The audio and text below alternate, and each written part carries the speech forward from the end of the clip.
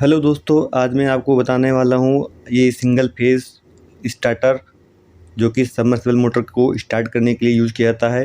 Single phase motor starter भी बोलते हैं इसे। और दोस्तों आज मैं इसको बिल्कुल डिटेल से आपको बताऊंगा इसके बारे में कि इसे कैसे यूज़ किया जाता है और इसकी वायरिंग कैसे होती है। हर एक पार्ट के बारे में बिल्कुल डिटेल से बताऊँगा आपको। दोस्तों वीडियो को बिल्कुल भी स्किप मत कीजिएगा और ध्यान से देखिएगा। दोस्तों आज मैं आपको इसके बारे में पूरा डिटेल से समझाऊँगा। दोस्तों इस स्टार्टर में एक एमसीबी लगी होती है और एक एम्पियर मीटर होता है, एक वोल्ट मीटर होता है, एक हरा बटन होता है जो कि मोटर को स्टार्ट करने के लिए यूज़ किया जाता है और एक लाल बटन होता है जो कि मोटर को स्टॉप करने के लिए यूज़ किया जाता है।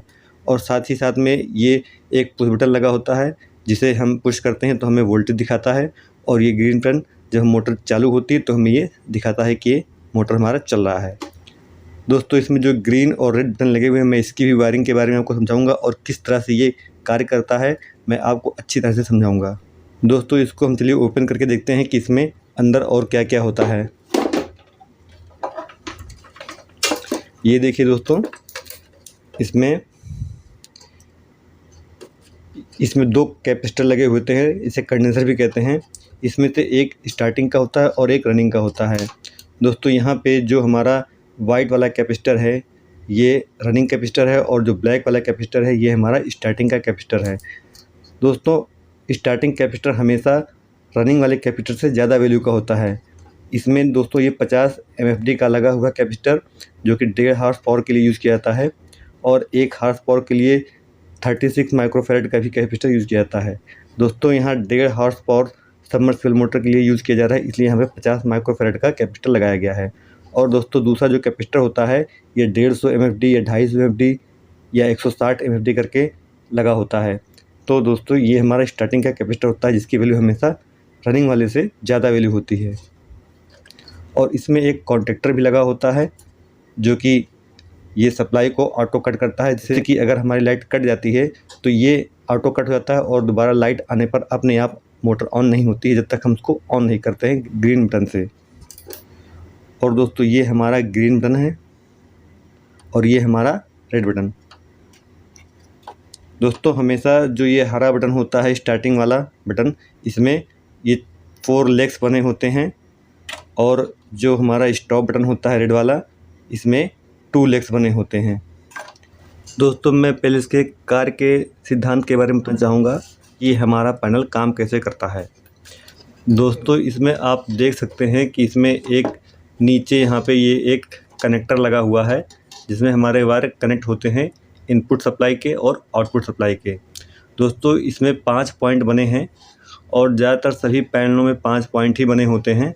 तो इसमें जो लेफ़्ट साइड का हमारा पॉइंट होता है ये इसमें हम फर्स्ट और सेकंड नंबर पे हम मेन इनपुट देते हैं और बाकी जो ये 3 पॉइंट बने होते हैं 1 2 3 लास्ट के, इसमें हम मोटर के तार को कनेक्ट करते हैं। अब दोस्तों हम बताते हैं आपको कि ये काम कैसे करता है। दोस्तों सबसे पहले जो हम फेस न्यूट्रल सप्लाई इसकी फर्स्ट 2 पिन पे देते हैं, इसमें से हमारा जो फेस का वायर होता है वो हमारा यहाँ से होते हुए डायरेक्ट आता है MCB पे और MCB से आउट करता हुआ आता है हमारे एम्पियर मीटर पे और एम्पियर मीटर से होता हुआ ये हमारा आता है डायरेक्ट कॉन्टैक्टर के एक पॉइंट पे जो हमारा इनपुट का पॉइंट होता है। तो इस तरह से हमारा यहाँ पे कॉन्टैक्टर के इनपुट पे फेस मिल जाता है और हमारा जो दूसरा न्यूट्रल पॉइंट होता है वो हमारा डायरेक्ट निकल के आता है कॉन्टैक्टर के दूसरे पॉइंट पे, जिससे हमारे कॉन्टैक्टर को एक न्यूट्रल मिल जाता है। तो हमें फेस न्यूट्रल यहाँ पे इस तरह से मिल जाते हैं। दोस्तों इसमें कॉन्टैक्टर के यहाँ पे नीचे साइड में एक कॉइल बनी होती है जिसके 2 पॉइंट बने होते हैं। तो दोस्तों यहाँ पे जो न्यूट्रल पॉइंट होता है इसी से हम डायरेक्ट लूप करके कॉइल को एक न्यूट्रल हम दे देते हैं। और दूसरा जो हमारा फेस है इस कहाँ से आता है, तो दोस्तों जो हमारा कॉइल पे फेस मिलता है वो देखिए हमारा कहाँ से मिलता है। ये हमारा जो एम्पियर मीटर है यहाँ से हमारे 2 वायर निकले हैं। जो येलो वायर है ये हमारा चलाता है डायरेक्ट कॉन्टैक्टर पे और जो हमारा रेड वायर है वो हमारा आता है सीधे ग्रीन बटन के एक पॉइंट पे।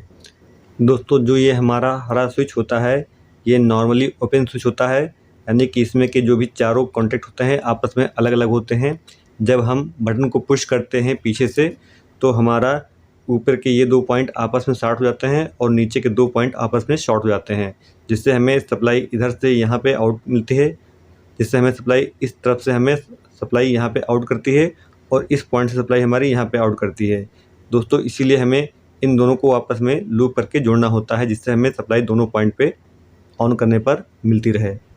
इन दोनों पॉइंट से जो हमारा एक फेस होता है, इसमें से एक फेस हमारा निकल के आता है इस रेड बटन के एक पॉइंट पे, और ये हमारा नॉर्मली क्लोज स्विच होता है, यानी ये आपस में पहले से ही जुड़े होते हैं आपस में, तो हमारा डायरेक्ट करंट में यहाँ मिल जाता है। और यहाँ से फेज़ हमारा होते हुए वाइट तार से होते हुए डायरेक्ट आता है हमारे कॉइल के पॉइंट पे, जिससे हमारे इस कॉइल को फेस और जो हमने यहाँ से न्यूट्रल दिया था ये मिल जाता है। तो इस प्रकार हमारा ये कॉइल ऑपरेट हो जाता है, और जैसे ही कॉइल हमारी ऑपरेट होती है, हमारा ये कॉन्टेक्टर ये आपस में कनेक्शन शॉर्ट हो जाते हैं, तो हमें कनेक्टर के आउटपुट पे फेस और न्यूट्रल इस प्रकार मिल जाते हैं। और दोस्तों हमारा जो ये आउटपुट फेस होता है, यहाँ से एक वायर और निकालते हैं जो कि हमारा आता है कनेक्टर के आउटपुट टर्मिनल पे फेस, और दूसरा फेस हमारा आता है वापस इस रेड बटन के साथ, जिससे कि हमारा जो कॉइल है वो कंटिन्यूअस उसको करंट मिलते रहे और हमारा ये कॉन्टेक्टर काम करता रहे। ऐसे तो दोस्तों जो हमारा कॉइल पे फेस आता है वो हमारा केवल हरा बटन दबाने पे ही आता है, लेकिन जब हमारा कॉन्टेक्टर ऑन हो जाता है तो हमें इस कॉइल को फेस इस वाइट तार से जो कि हमारा यहाँ से होते हुए आया है डायरेक्ट रेड बटन के पॉइंट पे, और यहाँ से ये नॉर्मली क्लोज स्विच होता है, जिससे कि ये डायरेक्ट सप्लाई यहाँ आउट कर देता है और डायरेक्ट जाता है सीधे कॉइल पे। तो इस प्रकार हमारा जब कॉन्टेक्टर ऑन होता है तो हमें सप्लाई इस प्रकार से होते हुए रेड स्विच के माध्यम से हमें कॉइल को मिलती रहती है, और जब हम रेड बटन को पुश कर देते हैं तो हमारी कॉइल को सप्लाई बंद हो जाती है और हमारा कॉन्टेक्टर ऑफ हो जाता है, जिससे हमारा आउटपुट पे फेज न्यूट्रल कट जाता है और हमारी मोटर बंद हो जाती है।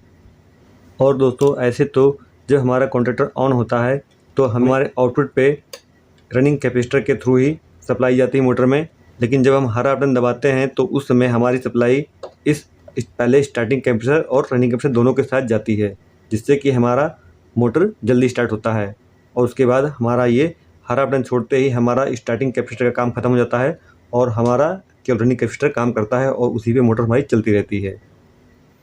और अब दोस्तों हम बताते हैं कि आपका जो ये कंडेंसर होता है कैपेसिटर, इसका कनेक्शन कैसे होता है। दोस्तों जो हमारा ये स्टार्टिंग का कैपेसिटर है ब्लैक वाला, ये हमारा हरे स्विच के जो ये हमारे ऊपर से लाल तार जा रहे हैं आउटगोइंग का, ये हमारा तार जो है ये आता है सीधे ये हमारे इस स्टार्टिंग कैपेसिटर के एक तार से ज्वाइंट हो जाता है ये, और इसका दूसरा तार स्टार्टिंग कैपेसिटर का रनिंग कैपेसिटर के एक तार से ज्वाइंट हो जाता है। और जो हमारा रनिंग और कैपेसिटर का तार दोनों एक साथ ज्वाइंट होता है वो हमारे इस चौथे नंबर पॉइंट पे यहाँ पर आके कनेक्ट हो जाता है, जो कि हमारा सबमर्सिबल मोटर में कनेक्शन देता है। और जो हमारा रनिंग कैपेसिटर का एक वायर बचता है वो हमारा जो इस कॉन्टेक्टर से हमारा फेज सप्लाई आता है और तीसरी पॉइंट पर ज्वाइंट होता है हमारा रनिंग कैपेसिटर का एक तार तीसरे नंबर पे कनेक्ट हो जाता है। ये देखिए दोस्तों जो हमारा रनिंग कैपेसिटर है उसका एक तार हमारा तीसरे नंबर पे गया हुआ है और दूसरा तार हमारा चौथे नंबर पे गया हुआ है, और जिसके साथ हमारा स्टार्टिंग का एक तार ज्वाइंट है और दूसरा तार हमारा स्टार्टिंग कैपेसिटर का इस हरे बटन के लाल तार से ज्वाइंट है। तो इस तरह जब हम इस हरे बटन को पुश करते हैं तो हमारा एक सप्लाई तो जाता है कॉइल के लिए और दूसरा सप्लाई हमारा जाता है इस स्टार्टिंग कैपेसिटर को। तो इस प्रकार से दोस्तों हमारा जो स्टार्टिंग कैपेसिटर है वो केवल उसी समय के लिए काम करता है जितनी देर तक हमारा ग्रीन बटन पुश करते हैं हम, और इसके बाद इस बटन को छोड़ते ही हमारा ये स्टार्टिंग कैपेसिटर का काम ख़त्म हो जाता है और हमारा रनिंग कैपेसिटर चलता रहता है। और दोस्तों आपको हमारा वीडियो कैसा लगा हमें कमेंट में ज़रूर बताइए। वीडियो को देखने के लिए बहुत बहुत धन्यवाद।